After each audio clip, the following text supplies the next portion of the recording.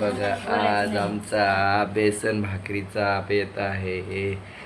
बघा आज कोण आलेला आहे. हे बघा ही माझी आई आहे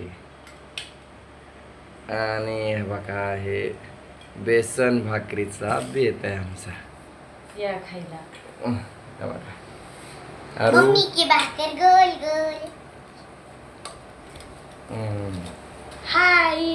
हे दादा काय घेतलं दादा खायला तू. भाकर आणि बेसन आणि भात.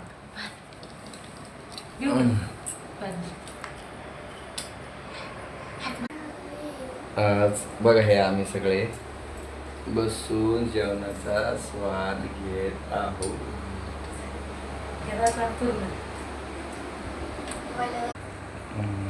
मम्मी की भाकर गोल गोल.